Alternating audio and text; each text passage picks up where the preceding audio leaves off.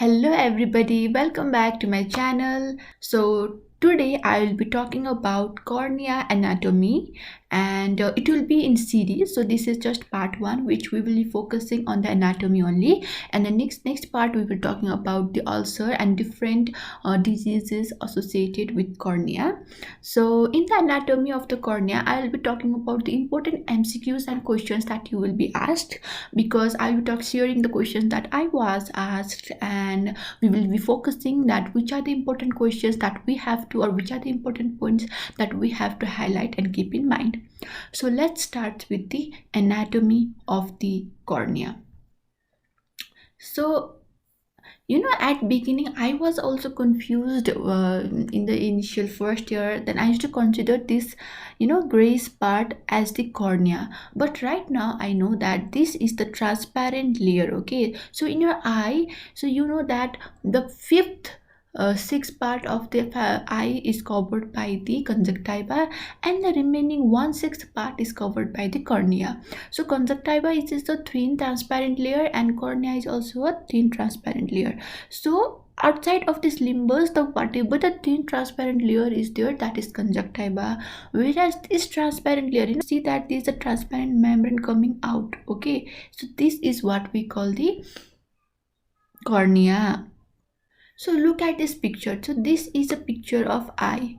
Okay, this is our normal human eye, and here I would like to show you that it's our eye, and this whitish part, that is sclera, and this is the limbus. And in the limbus here you can see that we have the pupil, and this is the iris, and above them there is a transparent layer. This is not transparent, this is opaque, but consider this as transparent, and there is a layer which is transparent. So this transparent 1/6 layer is called cornea, and the transparent 5/6 layer is known as the sclera.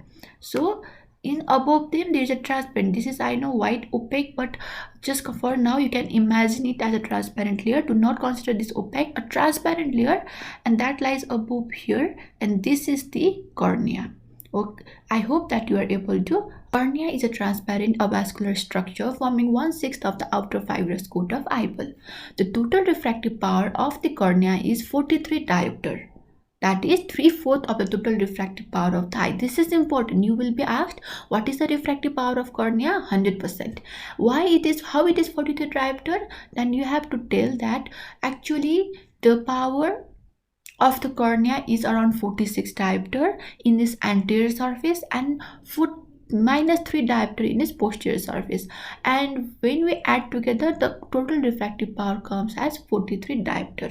The cornea is steep at birth, that is 53 diopter, and becomes flatter with age. Refractive index of cornea is 1.376. This is also important, and central corneal thickness is 520 micron. Horizontal diameter of cornea at birth is about 10 mm, reaching adult size by 11.7 mm by 2 years of the age. Why it is important? You also should remember the size of the cornea. The horizontal diameter of the cornea is about 10 mm at the birth, which increases and reaches about 11.7 mm. So this is about the normal size of the cornea, and the corneal shape is prolate, that is what is called aspheric. Okay, what happens if the horizontal diameter is less than 10 mm? It is called as microcornea, and this is usually associated with congenital rubella syndrome and choroidal coloboma. This is also again another important MCQ point of view also, and viva point of view also. Megalocornea, horizontal diameter is 12 mm at birth, or more than 13 mm after 12 years of age. Suppose you should know that if the horizontal diameter of the cornea is more than 12 mm at birth, then it is called megalocornea, or if it is more than 13 mm after 2 years of age, then it is called as megalocornea. So you have to remember it, what is the diameters will be what. So it is associated with Marfan syndromes, Alport syndrome, Down syndrome, Danlos syndrome. So one or two examples you can remember. So here it is, I'm talking about the anterior corneal surface and the posterior corneal surface, which is the anterior part, and the posterior corneal surface is the posterior part of the cornea. So the shape is elliptical in anterior corneal surface, whereas in posterior corneal surface it is circular. So this is what I meant by anterior cornea and the posterior corneal surface. So the anterior part, which is elliptical, and the posterior part is quite circular in shape. So this is anterior corneal surface and this is the posterior corneal surface. And the anterior corneal surface is elliptical, the posterior is circular, radius is this, you don't need to remember so much, but anterior corneal surface radius of curvature is more.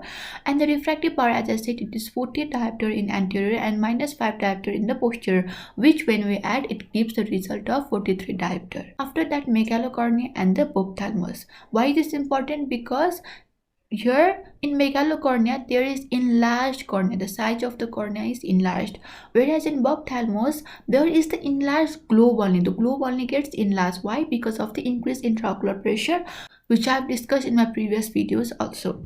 So enlarged globe, when there is increase in intraocular pressure, the whole globe gets enlarged. At that time there is the little enlargement of the cornea also, that is known as the ophthalmos. Whereas megalocornea, it is only about the enlargement of the cornea.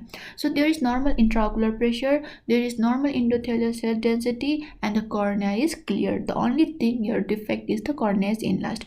Whereas in ophthalmos there is elevated IOP and there is decreased endothelial cell density, because this is due to stretching of the cornea. Okay, so here the cornea itself is big, okay, it develops big, but here because of some pathological situation, because of some increase in intraocular pressure, there is the enlargement of the bulb leading with the enlargement of the cornea. Therefore there is decreased endothelial cell density and the cornea is also hazy. So you have to know this because this will be asked in your exam 100%. I was asked this question in my viva. So this was all about now. This is what I have already given the picture. Now we will talk about the histology of the cornea. So from outside to inward, cornea consists of the 6 layers, that is epithelium, then Bowman's layer, then stroma, then Duas layer, Descent layer, and endothelium. So from here, the things that we have to remember is epithelium, it is lined by stratified squamous non-keratinized epithelium. Then next is the Bowman's layer, which is not a true membrane, it heals by scarring, it does not regenerate and leads to the permanent vision of loss of vision. So this Bowman's layer, from here numerous MCQs will be made. So one of the very important layer, and one of the very important layer you should remember, and these points are also important if you want to get a good marks in MCQ. It is not a true membrane, heals by scarring, does not regenerate and leads to permanent loss of vision. Stroma, so this is the stroma, and you can see by picture also, this is the thickest layer and it has type 1 collagen, keratin, sulfate, macrophages, histiocytes. Next is the Duas layer. So this is the newly added layer, and previously Descent layer was considered to be the strongest membrane or the layer in the cornea, but now it is considered Duas layer as the toughest layer. After that, Descent membrane is also toughest. It is very tough to chemicals and trauma. It can regenerate, and in the periphery it ends at the anterior limit of trabecular meshwork known as Schwab's line. This is also important and remains in the state of the tension. After that, the last layer is the endothelium. So endothelium is composed of single layer of hexagonal cyst, and this is the most metabolically active layer called as active pump mechanism, that is sodium potassium ATPase to maintain the corneal dehydration. So this layer helps to maintain the corneal dehydration with sodium potassium ATPase form. So this is about the histology. After that, the next thing that we should remember is the normal endothelial count in the normal cell count in the endothelium layer, that is, it is 6000 cells per millimeter square, and in young adults it is around 2000 to 3000 cells per millimeter square. After that, the cell count in the endothelial layer decreases by 0.6% per year. Okay, that's the reason why as we get old, the corneal haziness and the corneal problems increases, because the endothelial count decreases with the age, and with decreased cells there is corneal decompositions, that is, the cells becomes less than 500 per millimeter square. So now someone wants to donate a cornea, so they have to have a minimum endothelial cell count of more than 2000 cells per mm cube. This will, if they have less than 2000 cells, then they are not eligible for donation, because as I've said earlier, the normal endothelial cell count decreases by 0.6% per year, right? One thing is that. Next thing is, when you are doing donation thing, within the process of donation only, the cell count can decrease. It can decrease like by 500 cells or up to 1000 cells, okay? And by both the process, when we give the cornea, when we finally implant the cornea, the cell count will be already low, which is around 1000 cells per millimeter square, or maybe 500 cells millimeter square. And I have already said that corneal decomposition starts when the cell count is less than 500 millimeter square. So that's the reason whereby we should always have endothelial cell count of 2000 cells per millimeter square. That's in the donation. So this is also again important. You have to remember the normal cells count. This can be these questions have high chance for coming in MCQs. Now the nerve supply cornea you can remember with the help of mnemonic tone, which is a nitrociliary nerve, branch of ophthalmic, which is the branch of trigeminal nerve.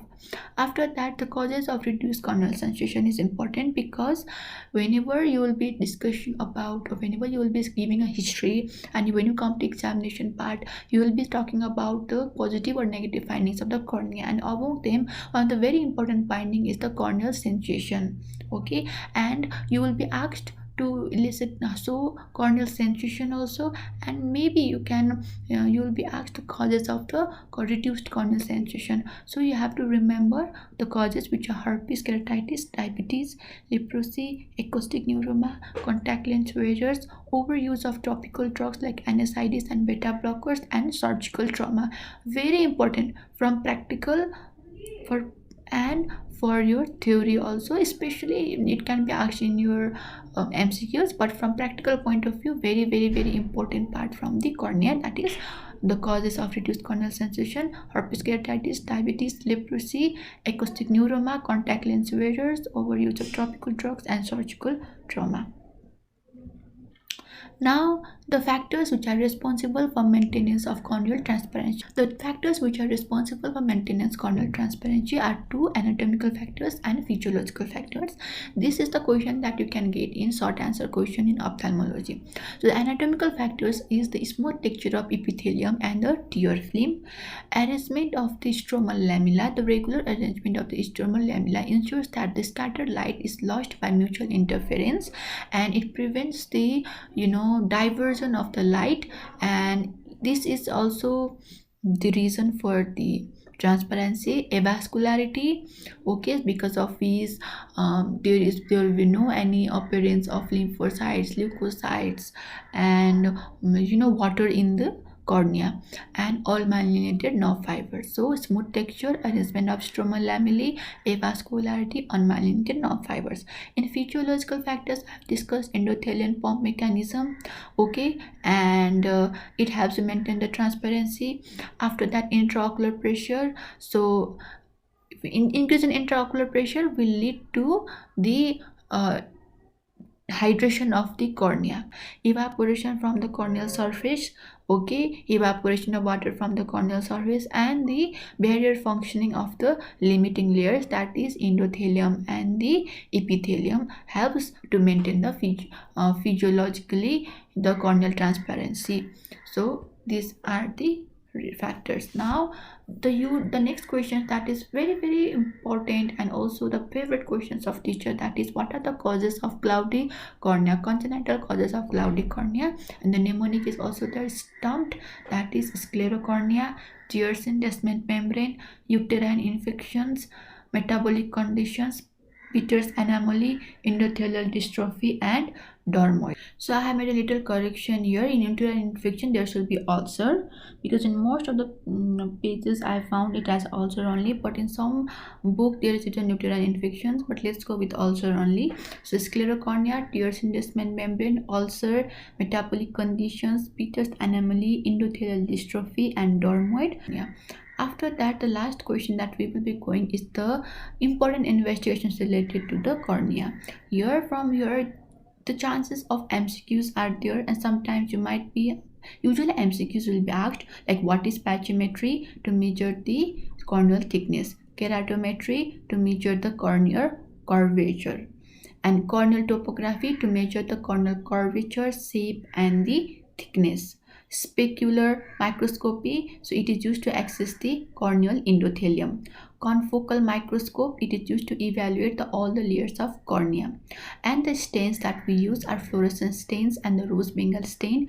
Fluorescent stains, it is used to identify the epithelial defect, whereas the rose bengal stain, it stains the degenerated epithelial cells.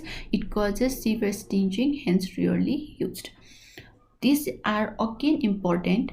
For some of them are important for MCQs, and these two are important in Viva. You will be asked like why do you use fluorescent stain, and the why do you use rose bengal stain, because I was asked with this question in my Viva. So this is about the anatomy of the cornea. If there is any point or if you have any part that you haven't understood, then you can write in comment section below. I will explain you there, and I hope that you liked it. If so, then please like, share and subscribe to my channel and hit the bell icon so that you get notified when I bring the part 2 of the cornea also. So thank you so much.